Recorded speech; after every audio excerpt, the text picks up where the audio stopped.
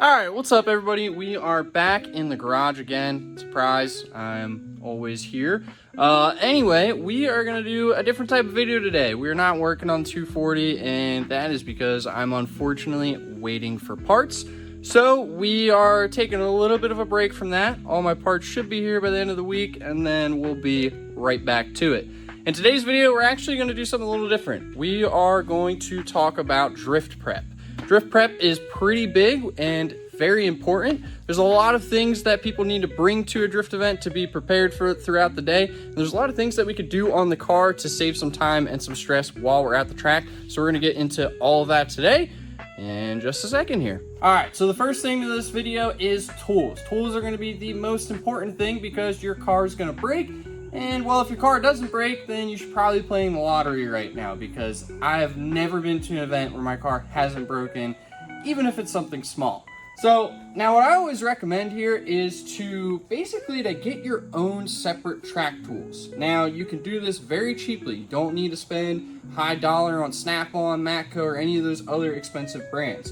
The reason why I say to separate your track tools from your garage tools is because there's a lot of times where I've went to the track with my garage tools and I came back with less tools. And it's not like people are stealing them or anything like that. It's just they get lost, they get borrowed and forgotten about, and there's a lot going on at a drift event. So if you can do separate tools, do it.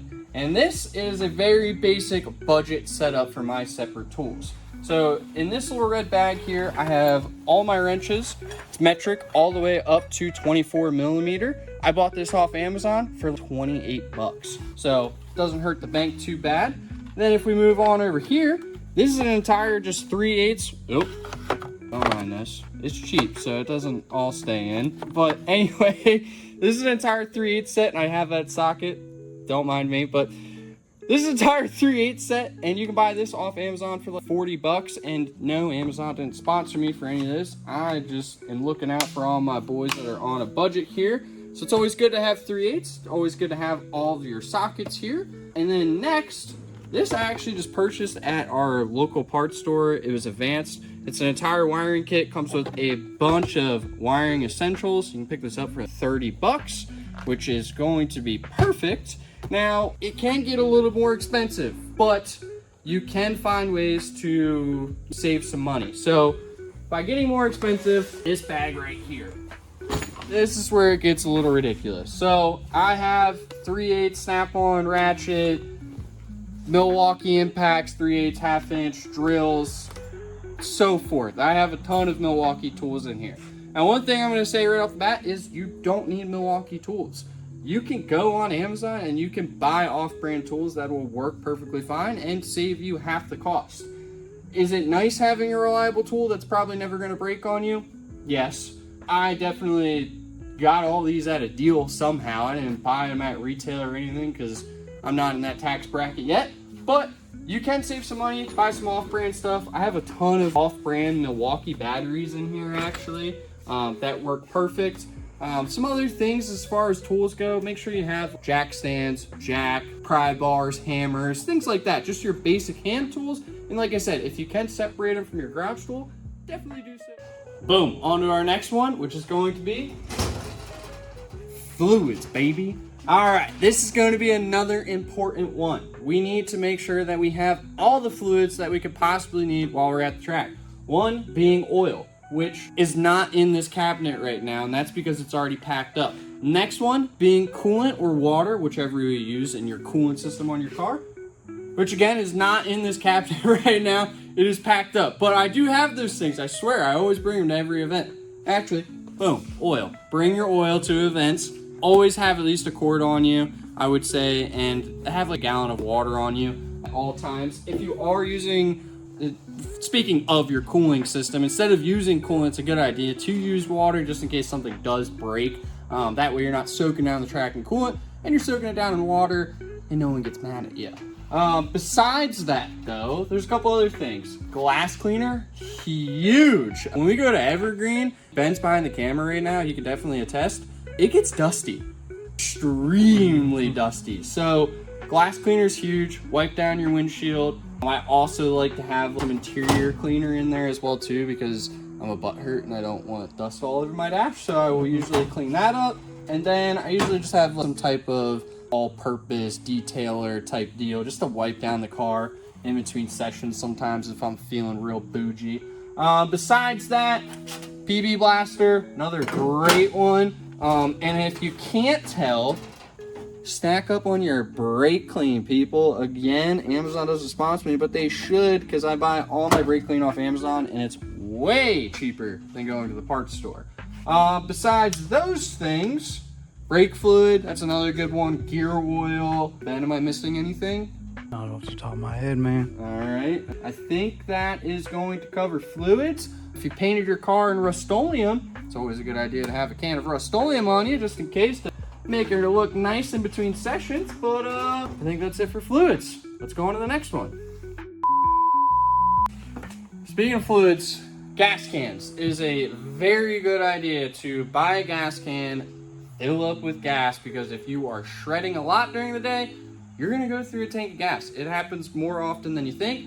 Pick up some of these VP ones, not too bad in the price, 5.5 gallons actually. And yeah, keep your car full of gas, it'll like it. We are just running through this. We're next on the list already. I swear we've only been recording for like 10 minutes too. So, next thing on the list is parts. Oh my gosh, I cannot stress this enough. If you have extra parts, bring it. Even if you think that your car's not gonna break that part, bring the parts. As you can see, I have an entire shelf of E36 parts. Why?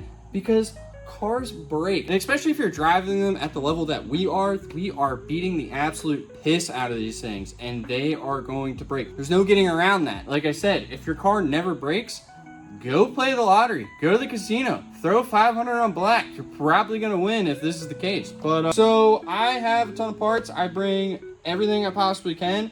On the E36 side of things, I always have extra axles with me. I usually bring at least 2. One for me, and because somebody else is probably gonna break an axle, so your boys trying to make some money while we're at the track. Besides that, another thing that I always bring is coil packs. I can't tell you how many times I've changed coil packs out at the track. Alternator's another good one to bring. Mass airflow sensors. This isn't the correct one. All right. No, this is the correct one for my car. Mass airflow sensor. That's another good one. Relays, if you have those. If your fans run on relays, bring those. Fuses, another good one. Bolts, hardware. Oh my gosh.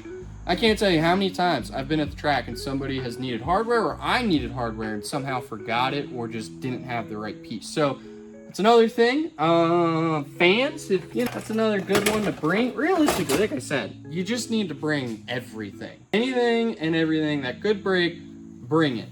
And actually, speaking of this, my teammate Nuri from Naysayers Drift says, always be sure to threaten your car with any spare part that you don't want to have to change on the track, thus ensuring reliability. So, there's your tech tip from Factory Spec. Good? Okay. All right. I'm tired of this, Grandpa. Anyway, on to wheels and tires now. All right, so if you can mount and balance your tires before an event, for the love of God, do it. I don't know how your guys' tire machines are at events, but sometimes our tire machines at some of the events we go to aren't great. I'm very grateful that we have them to be able to use, but a lot of them are broken. Some of the people that are there don't know manners, or a bunch of assholes, and will come over and try to break a bead while you're mounting and balancing a tire. There's a lot of things that can happen, and you might get angry at the guy who has no manners. But anyway, speaking of, so moving on, we need to mount tires before events. Another good thing is always be on Marketplace for wheels. Doesn't matter if they're stocks, reps, whatever the case may be. If you're into rear wheels and you only have to run rear wheels and throw that out the window. At the end of the day, we're all just trying to drive, especially if you're just starting out. Now I know if you're into this 2 years of straight driving, cool. All right, I understand. I want some Johnnies for the E36. I get it then. But if you're just starting out, just buy stock wheels, OEM wheels, just stack up on wheels on Marketplace. All the wheels that you see here, all the wheels that are on my car besides the 57 DR reps, I've paid less than $300 for everything. The Mustang wheels that are on my car, those are free. These 2 wheels over here, those were $50. So always scour Marketplace, always try to find cheap deals on wheels. The more wheels that you can mount before going to a drift event, the better. It's gonna just, again, you're saving stress at that time, you're saving time, which is most important because you want to be out on track. That's what you spent money for. So just try to be as prepared as possible before the drift event, so that way you get as much time out on the track. One more thing about tires. There's a lot of people that think that you need to buy brand new tires to go drifting, and this is not the case. If you're on a tight budget and you're trying to maximize the driving time, there's a lot of ways that you can get tires cheap or even free. One of the main things I recommend is going around to all your dealerships, mom and pop shops, tire shops, things like that. A lot of those places have to pay to get rid of tires. So most of the time you go in there and you say, hey, can I just look through your tire pile and take some for free? If I see some that I like, they're gonna be jumping up and down saying, yo, go get those tires. If you wanna come back next week and the week after that, keep coming. Take as many tires as you want. So keep that in mind. You can really do this on a budget by really the tires right there. That's gonna save a lot of money. You don't need a Kenda or an Acceler 651 if you're starting out. Honestly, having less grip like this full way here, or even running like a used tire, is gonna be a lot better to be able to feel out the car and to feel out drifting for the first time. I know you see all these discounts and ads and things like that on social media saying go buy Tire Street Acceleras and Kendas and this and that, but eventually it's great to work into those because these tires will last longer, the one with the lower tread wear, but they have a lot of grip, so you want to work up to that because it takes a lot of commitment to be able to drive with more grip. So now we're at the car, and the main reason we're at the car is because you can have all these things prepared and ready to go for the event, but if the car is not ready, then, well, you're not ready. So one of the best things that I can always recommend to do before an event is a bolt check.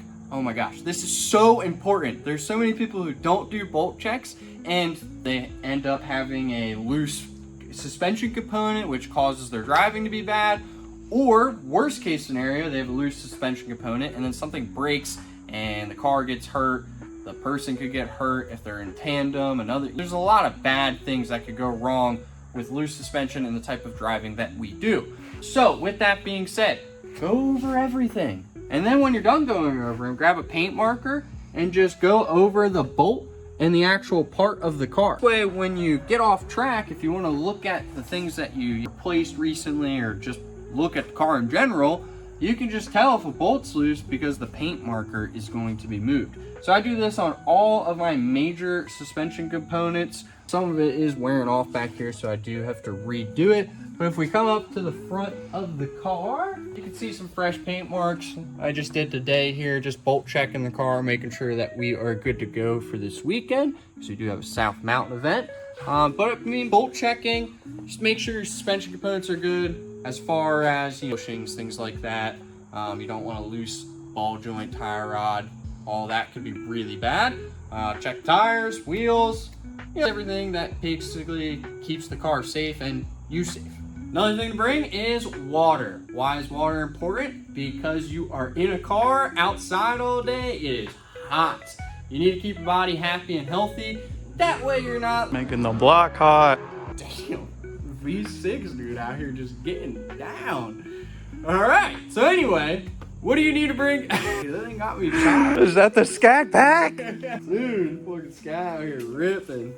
All right, cool. Please, for the love of God, bring water. Go out, buy a cooler. You don't need anything fancy like a Yeti or anything like that. I got this Coleman from Walmart for like 45 bucks. Holds ice up to 2-3 days, which we're really never at a drift event longer than that. So don't really need it to hold ice for any more than that. It is important to keep your body happy, healthy. We're in a car all day doing a lot of physical work with drifting, and the more you progress, the more physical work that is going to be demanded from you to be able to drive. So you want to bring some water, bring some fruits, things like that. Basically just keep you hydrated and keep you comfortable. Besides that, the only other things that I think I would recommend is bringing extra clothes.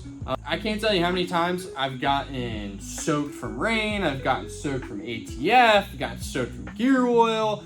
It is miserable. You don't want to be just sitting in filth all day while you're driving or while you're driving home from the event. So bring extra shirt, pants, socks, shoes. I bring it all. I bring an entire other outfit just in case I get absolutely smoked, because I'm not trying to be uncomfortable. I'm not sitting in my filth while I'm driving all day. I'm trying to have fun, you know what I mean? Another thing with being dirty is another thing with being dirty is you can bring baby wipes. It's a good way to keep your hands clean, arms clean. I also will usually bring a thing of soap, and then what I'll do is I'll undo the drain here after some ice melts, and just use this as a sink. That way I can keep myself nice and clean, because like I said, it's all about being comfortable. You want to drive the best you can, and if you're not comfortable, then I just don't think you drive the best. So I think that should be it. I don't think there's anything we could really add to this video, but if you feel like I've missed something and there's something else that's important to add to this list, just go ahead and drop it down in the comments below. Anything that we can do to improve our prep will be able to make our time at the track less stressful and just an overall better experience, because trust me, I have been at the track where my car has broken and it is miserable, especially when you have to pull a transmission or something like that, and then you're all dirty because your car leaks and it's a BMW and it's miserable. Just trust me, be as prepared as you possibly can and you'll have a better time. Comment, subscribe, do all that fun stuff. We will be back next week for another video. The SR project is still underway. We are cranking away at that. I'm really trying to get this car running before the end of the year, so hopefully I can. The Raceway Drift event is this weekend, September 20th, and I will record that video too. If you're local to the Boiling Springs area, definitely come on out. It's from 9 to 5, and it's a good time. If you want to catch a ride along or anything, feel free to come up. And yeah, I'm rambling. Time to get out of here. See you next week. B-roll of Ben. B-roll of Ben. Record it. You just keep on that one time. And then just staying like right like here. But I don't know where I'm gonna stand. You want me to stand in front or behind it? We'll go to a few different spots and he can pick what he wants.